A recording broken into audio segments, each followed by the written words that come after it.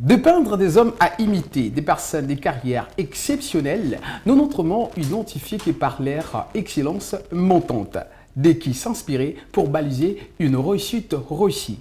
Et tout ce qui vous est réservé dans cet espace télévisuel, le modèle. Cette émission qui met en lumière de parcours inspirants et des talents qui bâtissent l'avenir. Ici, chaque personne a un potentiel à relever. Un nouveau numéro, nouveau modèle. Qu'est-il ? Le plus jeune président national de la formation politique du Parti générationnel pour l'émergence du Congo, PAGEC en abrégé. Avocat invétéré près la cour d'appel de Maïndombe, mais aussi il est directeur général de la chaîne AMD Prod TV.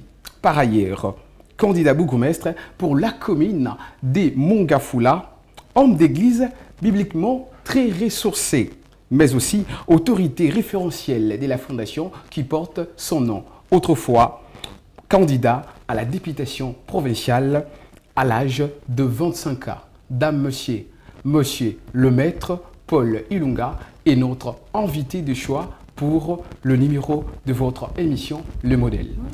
Tout de suite et maintenant, on l'accueille ici.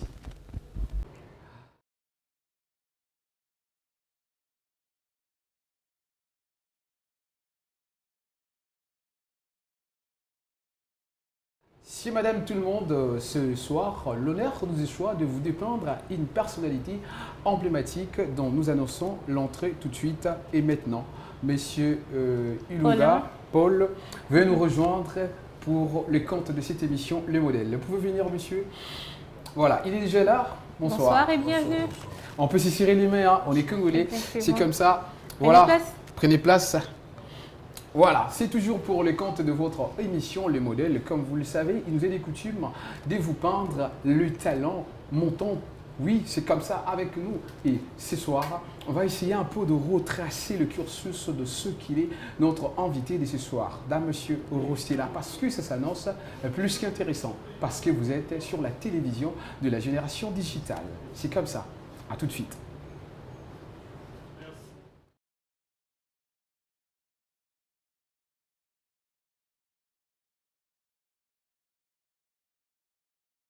Comme ça a déjà été mentionné à l'entrée de jeu, il est quelqu'un qui s'est défini tellement au pluriel. Il est à la fois président de la formation politique Parti générationnel pour l'émergence du Congo, PAGEC en abrégé, mais aussi président fondateur d'une fondation qui porte son nom. Candidat pour la commune de Mongafula, candidat bourgmestre pour la commune de Mongafula. Il est tellement beaucoup de choses à la fois et on va essayer ensemble avec vous de retracer avec le mot assaillant son parcours, ce qu'il aspire après ce que nous savons déjà de lui. Il est déjà là, mais nous sommes aussi avec Ornella Lusamba, c'est à elle que je lègue la passe de démarrer avec la toute première question. Monsieur Paulin, vous allez bien? Oui, ça va. Première fois de vous retrouver dans notre plateau, Le Modèle. Comment vous sentez? Je tiens d'abord à vous remercier et remercier nos téléspectateurs qui sont en train de suivre à ce moment. Et aussi remercier le PDG, les DG de cette chaîne parce que je constatais que c'est une très belle plateau. Là, et donc c'est vraiment bien organisé, dans lequel je goûte aussi d'autres personnes à ne pas manquer ou à passer aussi par cette chaîne. Exactement. Vous êtes l'un des plus jeunes leaders ici en République démocratique du Congo parce que vous êtes lancé dans la politique à 25 ans. Alors on aimerait savoir qu'est-ce qui vous a motivé à vous lancer dans la politique tout jeune? Oh, merci beaucoup madame pour cette question. En fait, maître Paul Ilunga, que je me suis engagé dans la politique active à 25 ans, mais dans la politique passive à l'âge de 19 ans. Pourquoi politique passive? Parce que j'étais président du mouvement citoyen dynamique Sauveur le Congo. Donc ça, c'est ce que nous appelons politique passive, mais politique active, c'est avec les partis politiques. Donc voilà. Je m'étais engagé à cet âge-là, tout simplement parce qu'il y a de certaines choses que nous devons corriger. Nous avons compris que la nouvelle génération doit s'imposer. Il n'y aura rien qu'on va nous servir sur un plateau Il suffit que nous puissions nous battre, il suffit que nous puissions travailler, nous battre sur le terrain pour que nous puissions mériter ce qu'il faut. Voilà, rapidement, moi je vais vous poser la question de savoir comment vous est née cette envie, cette volonté-là d'emprunter le schéma politique qui vous a inspiré. Merci beaucoup. Celui qui m'a toujours inspiré, c'est le grand-père Étienne Tshisekedi de Mulumba. C'est celui qui m'a toujours inspiré sur le plan politique. Si nous nous sommes engagés, c'est tout simplement parce que nous avons compris avec notre parti politique, Parti Génération pour le Ménage du Congo, ainsi que la PAGEC, c'est tout simplement parce que nous avons compris que beaucoup de partis politiques sont en train de malmener la jeunesse. Dans des partis politiques, on ne donne pas la voix à la jeunesse. La jeunesse n'est pas dans des tables décisionnelles. Voilà la raison pour laquelle nous, au sein du Parti Génération pour le Ménage du Congo, nous donnons la voix à la jeunesse. Et la jeunesse vient, montre son ambition et nous, comme parti, nous soutenons la jeunesse à ce qui concerne leurs ambitions. Et en quoi se distingue votre formation politique à tant d'autres qui vivent déjà en République démocratique du Congo? Ce que les gens doivent savoir, que le Parti Génération pour le Ménage du Congo, c'est un parti de génération en génération. Voilà pourquoi il y a un mot génération. Et aussi, dans notre logo, si vous allez constater, il y a 3 personnes, un qui est petit, l'autre qui le suit et l'autre qui est un peu... Excusez-moi de vous couper la parole ou de vous les arracher dans la bouche. Quelle différence on peut établir entre le parti existant déjà en République démocratique du Congo et le vôtre? Votre vision, votre particularité dans le paysage politique. Voilà, c'est la raison pour laquelle je suis en train de l'énumérer, parce que j'ai pas mal l'expérience politique dans d'autres partis politiques. J'ai pas mal côtoyé des personnalités politiques, mais si le parti de Soleil est là, d'abord parce que nous avons constaté que dans d'autres partis politiques, la jeunesse n'a pas un mot à dire. Et aussi, deuxième chose, même aux échéances électorales, vous allez constater que même si vous êtes voté massivement, vous n'allez pas passer, mais c'est tout simplement l'autorité morale ou les présidents des partis qui passent, pendant que vous êtes... on vous a voté massivement plus que l'autorité morale du parti. Donc là-bas, on malmène la jeunesse et on ne veut pas, l'autorité morale impose ses candidats, impose ses députés, parce que on doit vous le dire que c'est avant la publication de la CENI, la publication des élections, la CENI a toujours consulté les personnalités ou les autorités morales pour donner leurs avis par rapport aux échéances ou aux quotas qui sont disponibles dans les partis politiques. Donc, vous allez constater que le président des partis politiques met souvent leurs enfants, leurs familles, et aussi, il ne laisse pas aucune place à la jeunesse congolaise. Exactement. Alors, vous êtes candidat Brokmestre dans la commune de Mongafula. Quelles sont les priorités de la commune de Mongafula, étant donné que vous êtes candidat Brokmestre dans la commune de Mongafula? Merci beaucoup, madame. Je suis candidat dans la commune de Mongafula. Nous avons plusieurs difficultés que nous rencontrons dans notre prestigieuse commune. Il y a les difficultés comme il n'y a pas de route, d'abord. Nous avons qu'une seule route qui est bypass, si vous venez de rond-point. Et si vous venez de magasins ou de IPEN, il n'y a qu'une seule route aussi pour arriver jusqu'à jusqu'à arriver peut-être sur la courant ou quoi. Donc, il n'y a pas assez de routes, il n'y a pas d'eau potable, parce qu'il y a des quartiers comme Télécom qui n'a pas d'eau potable, il y a des quartiers comme Série 10 qui n'a pas d'eau potable. Donc, et aussi, il y a des érosions. Mongafula compte au moins 129 têtes des érosions. Donc, les érosions sont partout à Mongafula. C'est une difficulté que nous rencontrons couramment. Et aussi, il y a l'insécurité, surtout ces derniers temps, qui est en croissance dans notre prestigieuse commune Mongafula, où on est en train de tuer même pendant la journée. Donc, voilà, c'est la raison pour laquelle nous interpellons celui qui dirige notre municipalité, les bourgmestres, d'essayer de travailler surtout sur la sécurité de notre commune, parce que le peuple est tellement menacé dans notre prestigieuse commune. Exactement. Voilà, relever le problème sans proposer solution ressemble à celui qui va encore enfoncer la plaie. Alors, je vous poserai la question de savoir si aujourd'hui vous êtes nommé ou voté bourgmestre de la commune de Mongafula. Qu'est-ce que vous comptez faire pragmatiquement? Merci beaucoup. Je pense que si je m'attendais à tout ce ce que je devais faire, je devais amener qu'il y ait mon programme de candidat parce qu'on l'a déjà. Et notre programme est intitulé Mongafula Méritimier. Lorsqu'on dit Mongafula Méritimier, ce qui veut dire que Mongafula est obligé de s'épanouir, est obligé d'émerger. Et dans ce programme-là, nous avons proposé à ce qu'il y ait une équipe anti-érosion qui sera créée dans notre position commune pour combattre tout ce qui est érosion. Et il doit y avoir aussi des frais, des paiements ou des frais que la commune doit faire sortir pour s'occuper uniquement des érosions. En ce qui concerne le manque du courant, manque d'électricité, nous allons faire le plaidoyer auprès des SNEL pour que nous puissions voir de quelle manière notre commune peut avoir de l'électricité. Parce que c'est ça aussi ce qui cause la croissance de la criminalité urbaine dans notre commune. Et aussi, il y a un manque d'eau.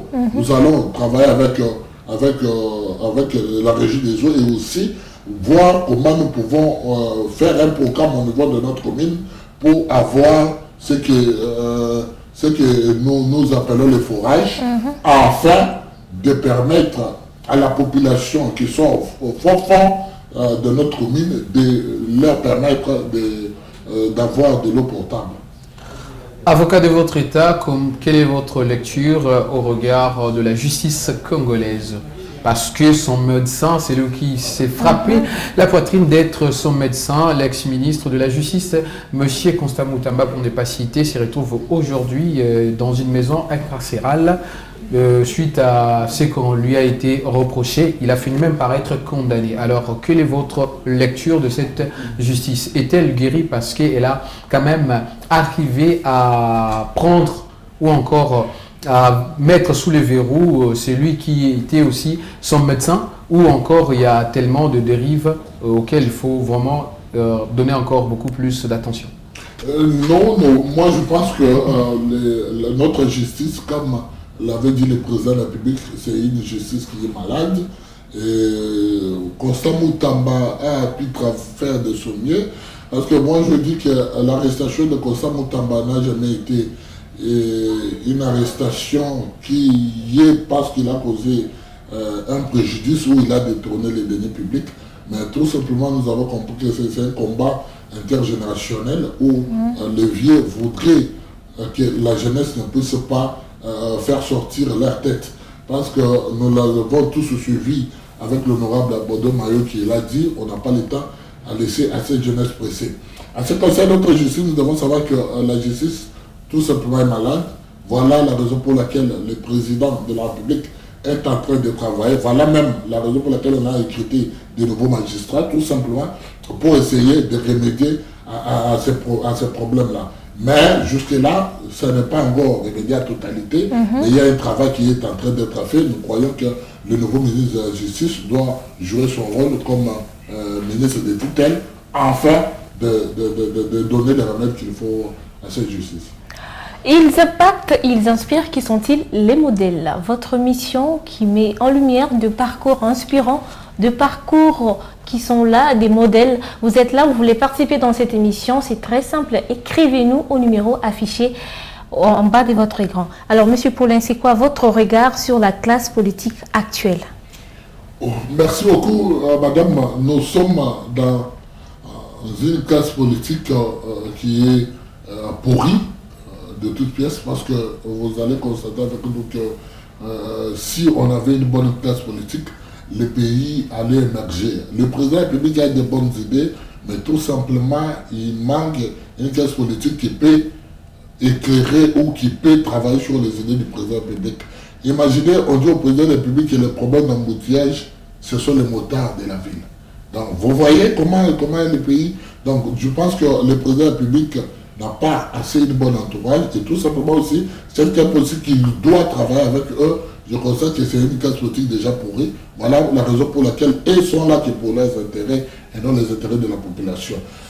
C'est la raison pour laquelle nous, étant que la nouvelle génération, nous demandons à la jeunesse consciente d'essayer de nous relever et d'essayer de voir de quelle manière nous pouvons faire avancer notre pays. Vous savez, Eberi Patrice Lumumba était jeune comme nous, mais il a eu un courage, il a eu du courage pour dire qu'à un moment donné, il faut l'indépendance de notre pays.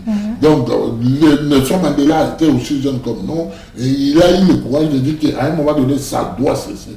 Donc, à un moment donné, nous, étant jeunesse, nous devons nous réveiller, nous devons nous dire que nous n'avons pas notre pays à aller. Nous, les autres qui n'ont pas parfois des passeports rouge Bordeaux, nous avons notre passeport que tous nous connaissons. Donc nous n'avons pas le temps ou nous ne pouvons pas permettre à ce que notre pays puisse être dirigé par une classe politique, qui n'est pas bien. Voilà la raison pour laquelle j'interpelle la jeunesse à nous réveiller d'une manière consciemment, à nous battre pour apporter l'émergence dans notre pays. Donc la solution revient à la jeunesse. Oui, la solution revient. Et qu'est-ce que vous conseillez à la jeunesse qui semble parfois désengagée? Ce que je conseille toujours à notre jeunesse, même si parfois d'autres parmi nous, les jeunesses, nous ne comprenons pas ce que nous sommes en train de faire. Vous savez, un jour, j'ai reçu quelqu'un dans mon bureau qui m'a dit Maître, tu dépasses telle personne. Et après, à ma plus grande surprise, je trouve un peu la personne chez personne qui m'avait dit que je le dépassais. Donc, pour vous dire que la jeunesse aujourd'hui ne sait pas ce qu'elle veut. La raison pour laquelle nous interpellons la jeunesse, d'abord, nous devons clarifier, nous devons voir clair ce que nous sommes en train de chercher et voir comment nous pouvons combattre afin d'apporter ce que nous sommes en train de chercher. Voilà pourquoi j'ai toujours dit aux ambassadeurs de mon parti, Parti Gestion pour le Congo, de faire mieux, de ne pas faire comme d'autres personnes. Donc, si nous avons une petite possibilité d'être dans une entreprise publique ou d'avoir une portion de responsabilité, nous devons les faire plus. Si aujourd'hui Moutambe connu, c'est parce qu'il a essayé de bouger les lignes dans son ministère. Voilà la raison pour laquelle, même si aujourd'hui, il y a même les mamans qui vendent, les vendeuses, ils citent le nom de Moutambe. Tout simplement parce qu'il a essayé de bouger les lignes. Or, il y a beaucoup de ministres. Mais pourquoi seulement les gens connaissent Moutambe? Tout simplement parce qu'il a essayé de travailler dans son domaine pour ainsi apporter les changements. Très bien. J'aimerais quand même essayer un peu d'aborder cette question, puisque vous savez, il y a ce jeune-là qui ont bravé toutes les épreuves universitaires, mais il se retrouve sans emploi. Aujourd'hui, vous invitez les jeunes à mener un combat. Mais derrière qui? Et que doivent-ils faire pratiquement pour qu'il y ait au moins le salut politique dans ce pays?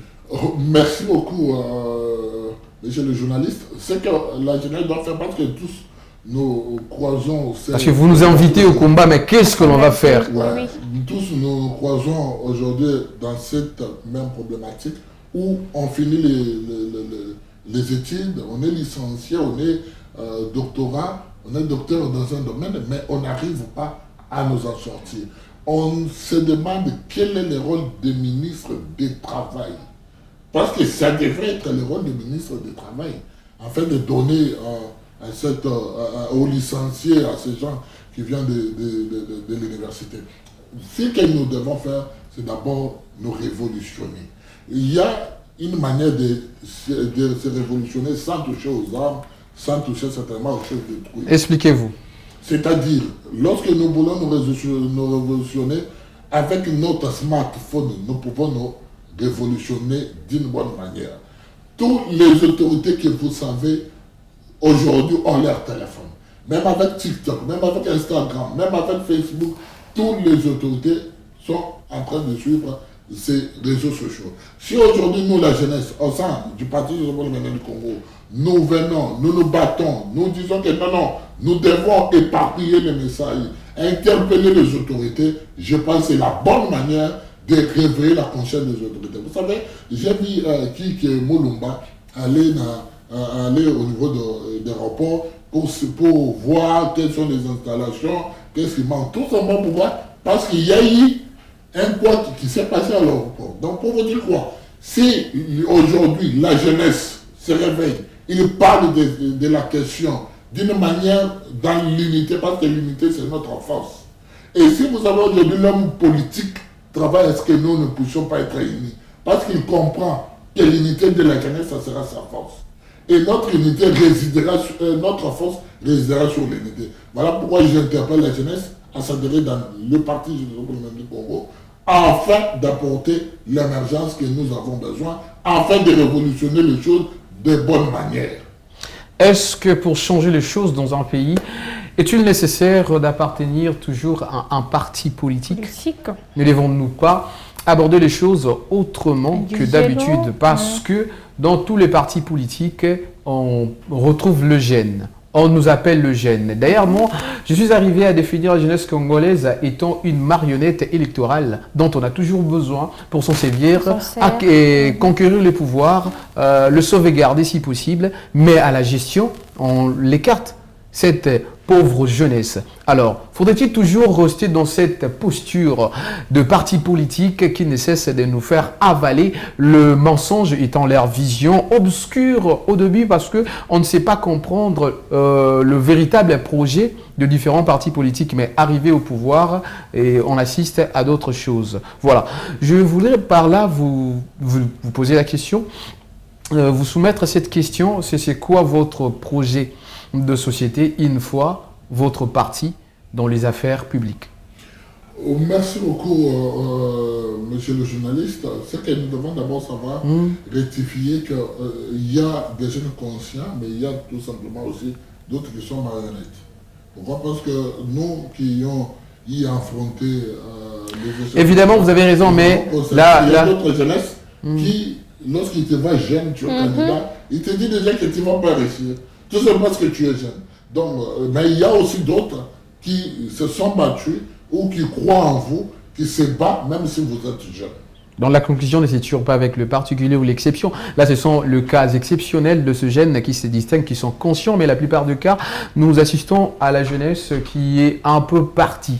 Voilà, qui s'accroche aux visions ou encore tout ce qui est les différents partis politiques, autorités de partis qui leur disent et machin, et puis voilà, ils avalent, et voilà, c'est parti comme ça.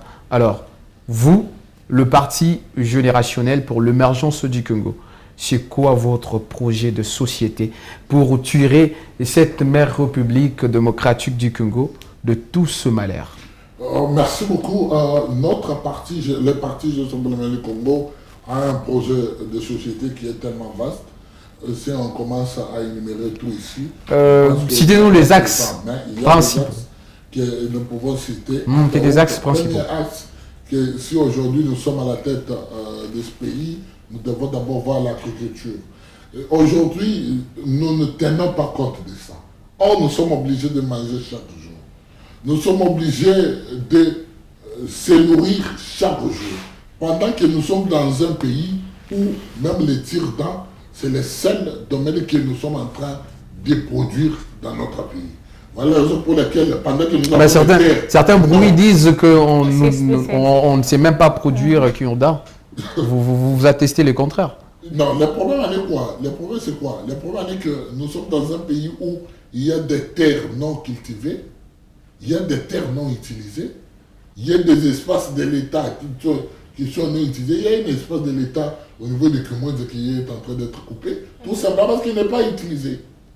Donc si ces espaces sont utilisés par l'État, nous n'aurons même pas moyen qu'on puisse faire la désinfectation des autres publics pour les vendre à un privé. Donc par le bâtiment, vous allez mettre l'accent sur l'agriculture. L'agriculture. Nous allons respecter les droits, c'est-à-dire le travail, parce que le droit au travail est garanti dans notre Constitution. Donc, les droits du travail, vous allez distribuer à quiconque voudrait le travail. Non. Parce que tout à l'heure, là, vous avez reproché au ministre du Travail de ne pas exercer son pouvoir comme il se doit. Mais, qu'on se le dise, on ne peut pas directement sortir de l'université sans déployer ou consentir les efforts ou sacrifices nécessaires et directement tomber sur un emploi. Aujourd'hui, vous venez de nous parler des espaces tellement beaucoup et l'agriculture. Pourquoi cette jeunesse-là n'embrasse-t-elle pas ce chemin, peut-être pour se faire entrepreneur et empocher? Voilà, c'est ce qui se passe ailleurs. Il y a toujours d'autres qui entreprennent, d'autres jeunes. Je connais beaucoup de jeunes qui se sont retrouvés aujourd'hui en entrepreneur. Par là, on peut conclure que le ministre du Travail ne peut pas toujours donner du travail à tout le monde. Mais c'est un rôle de ministre du Travail. Vous ne devez pas, vous êtes papa, vous êtes père de famille, vous ne devez pas refuser à donner l'enfant l'argent pour acheter les stylos, sous prétexte que, comme l'enfant peut trouver les stylos d'une autre manière, je ne peux pas lui attribuer. Partout ailleurs dans le pays qui se disent développés, est-ce que le ministre du Travail distribue aussi, y a-t-il pas des chômeurs, si je peux le dire ainsi? Oui, s'il y a des chômeurs, mais ils sont payés par rapport aux travailleurs. Aujourd'hui, nous avons 80% des jeunes qui sont au chômage. Aujourd'hui, pour que la jeunesse puisse se retrouver, il faut qu'il commence à crier chaque jour, boss, boss, boss, pour se retrouver. Donc, voilà la raison pour laquelle j'interpelle le ministre du Travail. Parce que vous êtes là, c'est pour ces jeunes qui sont au chômage. Aujourd'hui, vous pouvez récupérer, vous avez la carte d'ONEM. C'est pour faire quoi? Pour en faire quoi avec? Vous allez vous retrouver que vous avez la carte, vous êtes pour qu'il y ait la carte, mais ça n'a aucun rôle. Donc, nous pensons que l'État, dans ce rôle de l'État, il doit prendre soin de sa population. Prendre soin de la population, c'est lui attribuer, c'est lui donner encore le travail. Pourquoi? Aujourd'hui, nous avons des génies qui sortent, même dans l'université ISTA, qui sort, il est capable de faire quelque chose, mais on ne les attribue pas le marché. Tout simplement parce qu'il est congolais. On préfère aller attribuer aux Chinois, on préfère aller attribuer aux Turcs, et pour ne pas attribuer aux Congolais. Donc, dans notre tête, nous disons que le Congolais ne peut pas arriver à faire ça. Non, pendant que nous avons des gens intelligents, même dans des pays comme le Rwanda, il a l'habitude d'avoir ces jeunes au niveau d'autres États afin d'étudier et d'avoir connaissance pour aider au futur le pays. Si nous pouvons, ne fût-ce que comprendre cela, nous pouvons aussi le faire dans notre pays, afin de donner à cette jeunesse le travail. Parce qu'aujourd'hui, pour se retrouver au travail, vous devez être peut-être deux fois pour vous retrouver. Maintenant, comment nous pouvons diriger un pays avec cette façon ou cette manière de voir les choses? Voilà la raison pour laquelle l'axe de l'agriculture, un autre axe, c'était... Le travail. Nous devons donner le travail, les infrastructures, parce que nous sommes dans un pays où, pour quitter Mongafula, pour aller Tchangou, Bitabe, vous devez passer tout simplement par la route bypass. Non. Or, il y a toujours une manière de créer ou de faire d'autres routes, comme aujourd'hui on est en train de faire Mayo, pour que ça soit, qu'on quitte Mongafula, on arrive directement à Kisenso. Mais cela ne suffit pas. Parce que s'il y a les embouteillages, vous n'allez pas passer. Donc, c'est parce qu'on est en manque des infrastructures. Aujourd'hui, le numérique. On oublie cet axe de numérique qui est très très important. Nous sommes dans un pays où, pour la première fois, on a un ministère de numérique. Deuxième fois, ça n'existe plus. Or, aujourd'hui, tout est numérique. Pour quitter un pays, aller à un autre, il y a toujours une manière de consolider leur base de données, de voir quels sont des sites touristiques pour que vous puissiez arriver dans ces pays-là. Mais aujourd'hui, sur le plan numérique, nous sommes zéro. La raison pour laquelle nous disons que nous allons aussi travailler sur ce plan-là numérique. Donc voilà, ce sont les 3 ou 4 axes que nous avons et que nous allons faire afin d'apporter l'émergence dans notre pays. Vous êtes également fondateur d'une association qui porte également votre nom. Ouais. Quel est l'apport de votre fondation dans la société civile? Merci beaucoup. Nous devons savoir que le développement communautaire, ça se passe par les associations et fondations. Donc, avec des fondations, nous avons possibilité de créer des choses, nous avons aussi possibilité de faire des activités. Avec la fondation Paul Ilunga, nous avons toujours fait des choses. Dernièrement, nous venons même d'organiser un tournoi de l'unité pour la commune de Mongafula, dans lequel nous sommes en train de soutenir les jeunes talents. Et aussi, souvent, nous avons l'habitude d'aider nos mamans qui sont en difficulté dans notre prestigieuse commune. Et nous avons toujours l'habitude de soutenir cette population qui a de bonnes idées, mais qui n'a pas l'idée ou qui n'a pas les moyens qu'il faut afin de réaliser cela. Donc c'est avec la Fondation Paul Lunga, dans cette casquette d'un acteur social, que nous sommes en train de fournir ça. Voilà, quel est l'âge de votre fondation? Ça date de quand? Et le pourquoi? La Fondation Paul Lunga date de 2018 déjà, oui. 2018, jusqu'à aujourd'hui, ça existe. Pourquoi la Fondation? Parce que nous avons constaté que dans notre commune, il y a des difficultés que nous ne pouvons pas tout simplement appeler l'État à réagir. Il y a des difficultés dans lesquelles nous pouvons nous entretenir et voir de quelle manière nous pouvons aider notre commune. Par exemple, bientôt là, nous allons lancer une opération anti-défense, c'est-à-dire une équipe dans laquelle nous pouvons combattre la criminalité urbaine. Tout simplement parce que nous avons constaté que la police municipale a un peu failli à sa mission. Il y a des quartiers où il n'y a même pas les chaussettes de la police. Donc il y a des quartiers comme ça. Or, dans ces quartiers-là, les gens ont besoin de vivre. Les gens ont besoin d'être mieux. Or, Mungafoula, moi je connais Mungafoula, notre commune, qui, même si vous marchez pendant les minuit, vous ne devrez pas vous affronter face à un criminel, face aux bandits urbains. Non. Mais aujourd'hui, on a commencé à s'affronter à ça. Voilà la raison pour laquelle j'ai toujours interpellé tous les Mouticulois et Mouticuloises de nous battre afin de créer, ou nous allons créer une équipe anti-défense afin d'aider l'État dans son rôle de protéger notre population. Quelles sont vos difficultés depuis que vous avez commencé la Fondation Paul Lunga? Quelles sont les difficultés que vous avez eu à rencontrer? Les difficultés que nous avons eu à rencontrer, ce sont des difficultés parfois financières, certainement, parce qu'il y a des gens qu'on peut aider avec les moyens qu'il faut, mais on n'arrive pas à aider. Il y avait un enfant qui a été, par exemple, avec quelque chose dans la tête, l'enfant, lorsqu'il est né avec ça, lorsqu'il est en train de grandir, la chose est en train aussi de grandir. Il a fallu qu'il passe à l'opération à un hôpital de la place. Il a fallu que nous puissions fournir vraiment des finances qu'il faut, mais parfois les finances nous fait ou nous met en difficulté. Mais avec les petits que nous avons toujours voulu soutenir, aider la population. Il y a des quartiers comme le quartier Tchad, il y avait les difficultés d'électricité. On devrait mettre au moins quelques mètres de câbles, mais on a donné le peu de câbles, tout simplement parce qu'on manque de difficultés, on manque de finances qu'il faut. Donc, c'est de cette façon-là que nous nous trouvons un peu en difficulté, vraiment de réaliser vraiment ce qu'il faut pour notre commune. Alors, par quoi s'alimente votre fondation? Avez-vous, je ne sais pas moi, un mécène, une main forte financière qui vous pousse un tout petit peu, ou vous vous débrouillez seulement dans des cotisations comme d'habitude? En fait, pour l'instant, nous sommes en train de nous débrouiller, tout simplement avec notre propre argent, Vous vivez des cotisations? Oui, nous vivons des cotisations de nos membres, nous vivons avec nos petits moyens que Dieu nous a donnés.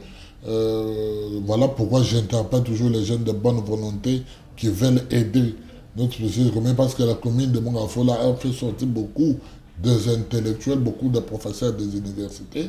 Donc, si nous avons besoin d'aider cette commune, il faut que nous puissions soutenir la commune, parce que la commune de Mungafoula risquera de disparaître avec ces problèmes d'érosion.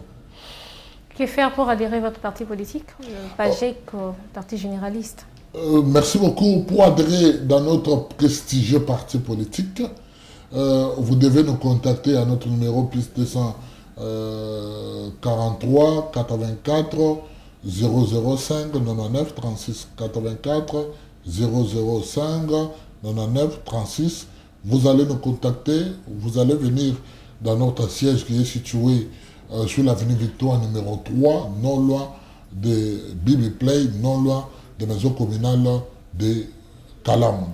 Comment vous faites pour concilier vos responsabilités politiques et aussi familiales et aussi spirituelles, étant donné que vous êtes aussi un homme de Dieu?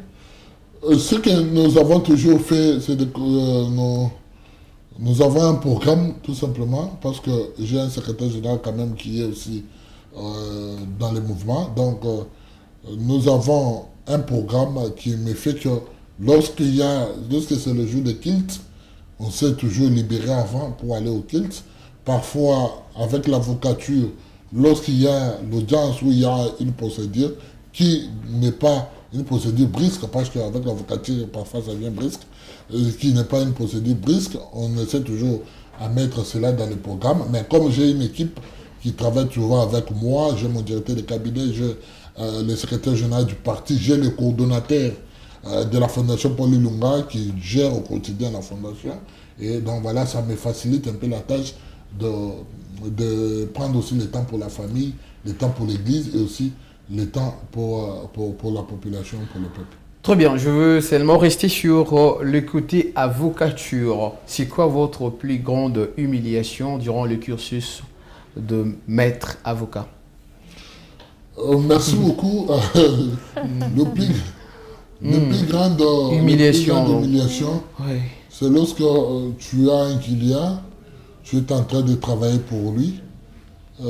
Pour toi, tu vois que tu dois aider cette personne à s'en sortir, mais... On voudrait ici avoir de vous un exemple personnel, ce qui vous est arrivé. D'accord.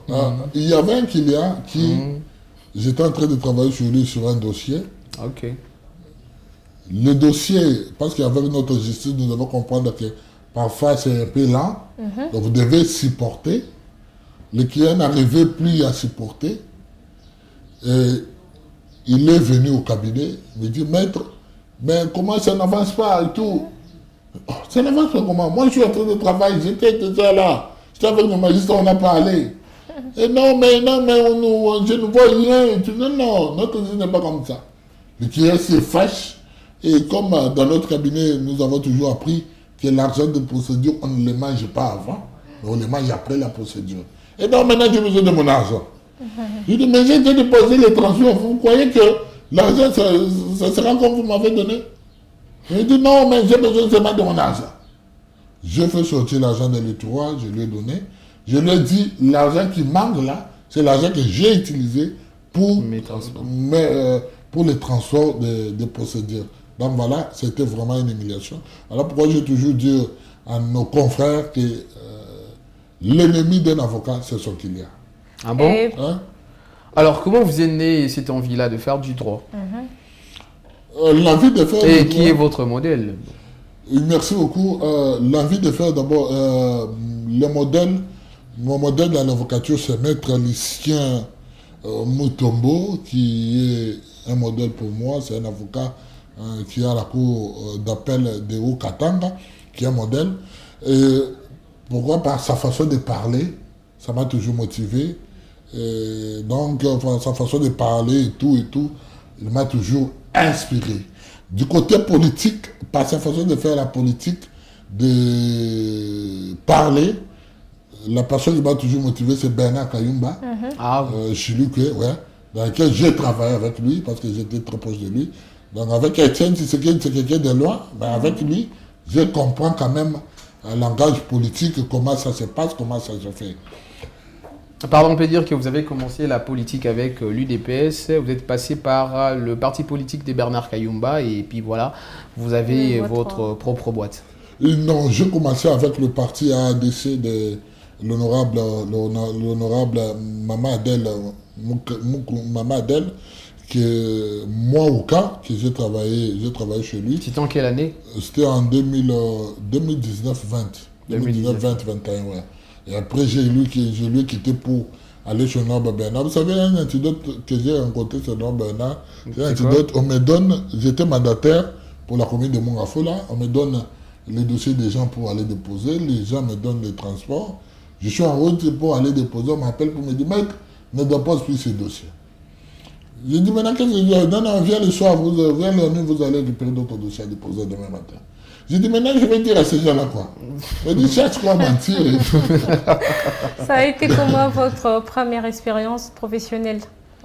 Pour nouveau, c'était un défi, c'était comment? Oui, l'expérience professionnelle, c'est un défi.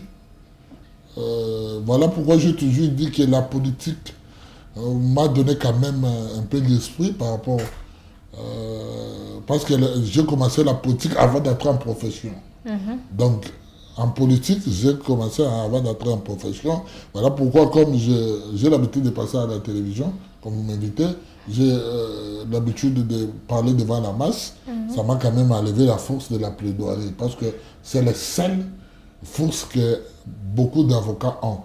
Prendre parole, vous allez vous-même, vous dites, est-ce que ce que je vais dire, ça sera bien ou ce sera mauvais? Et c'était comment pour vous la première fois?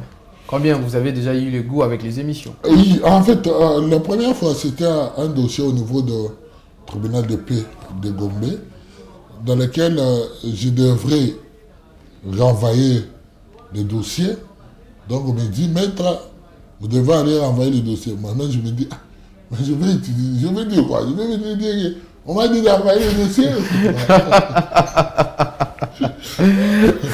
En tout cas... Je vais faire quoi? Et il dit non, tu es avocat. Il n'y a pas un demi-avocat, tu es avocat. Et j'étais obligé d'aller. Depuis que j'ai commencé à lire la procédure civile pour voir qu'est-ce que je vais dire.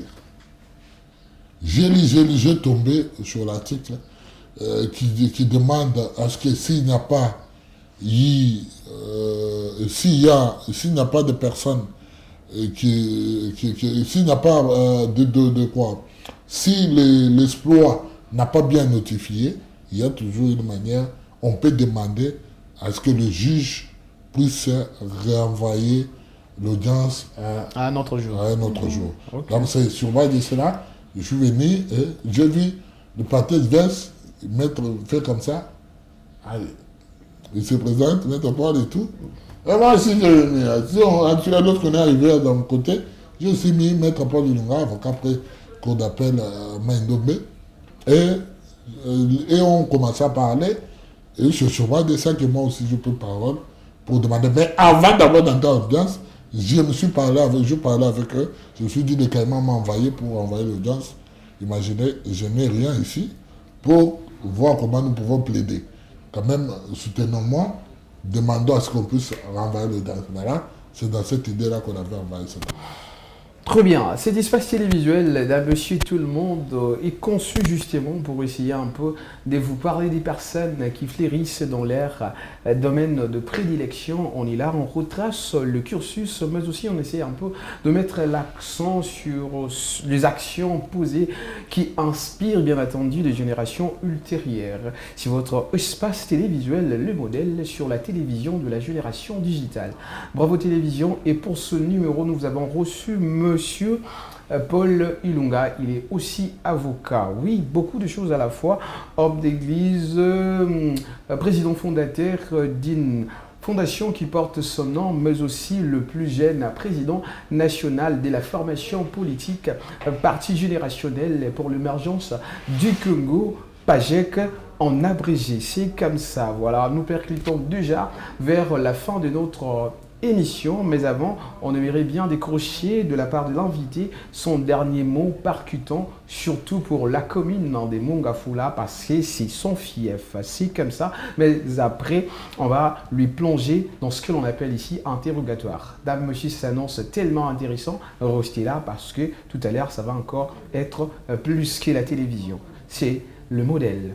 Voilà, je retourne vers vous parce que nous sommes déjà vers la fin. Quel est le message percutant que vous pouvez adresser à la jeunesse congolaise, mais plus particulièrement à celle de Mongafula qui est de votre commune? Et puis après, on va vous plonger dans des petites questions de piège, ce qu'on appelle ici interrogatoire. Allez-y. Merci beaucoup. Ce que nous pouvons dire à la jeunesse congolaise en général et la jeunesse de la commune de Mongafula en particulier, c'est que nous n'avons pas un autre pays. Et ce pays nous a été légué par Emile Patrice Lumumba, par Papa Simon Kimbangu, par Etienne Tshisekedi Omolumba. Nous n'avons pas un autre pays. Et ce pays, nous ne pouvons pas accepter que les gens les vendent. Nous ne pouvons pas accepter que le pays continue à être dirigé de cette façon. La raison pour laquelle j'interpelle notre jeunesse de nous réveiller, de nous dire qu'il faut que ça change. Pour que quelque chose change, ça commence toujours par quelqu'un, par une seule personne. Le réveil a toujours commencé par une seule personne. Voilà la raison pour laquelle je nous interpelle tous à nous réveiller, à faire changer le paradigme. Pour que ce pays change, nous devons forcer et amener à ce que cela change. Merci beaucoup, Ornella Lusamba. Interrogatoire, c'est maintenant. Maître Paulin, si je peux vous appeler comme ça, Maître Paulin Ilunga, c'est quoi votre mot préféré? Mot préféré. Oui, mots, expressions, termes, concepts que vous tous aimez les mots tant. du dictionnaire, les mots que vous préférez. Et surtout que vous êtes maître. Exactement. Le mot que j'ai toujours préféré.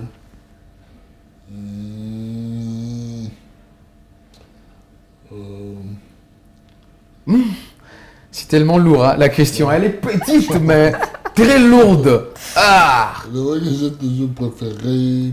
vous y attendez le mot? C'est la patrie. La patrie. patrie. Ah oui. Ok. Ami, moi, je vous poserai la question de savoir lequel vous détestez le plus, le mot que vous aimez pas. Des mots que je n'aime pas. Le gouvernement de Kinshasa. Le gouvernement de Kinshasa. Donc vous- Non, ce que vous aimez pas, c'est seulement le Pas le gouvernement de gouvernement de Kinshasa. Kinshasa. Pourquoi? Cette prononciation. Pourquoi? Oh, Parce que le gouvernement doit être un gouvernement de la République du Congo. Ah, ok. Ah, Le exactement. gouvernement de Je me Kinshasa. constate qu'il y a des gouvernements pour qui Kinshasa. Ah, vous avez raison, hein. Sinon, je reviens juste en arrière. Désolé, j'aurais dû vous poser la question.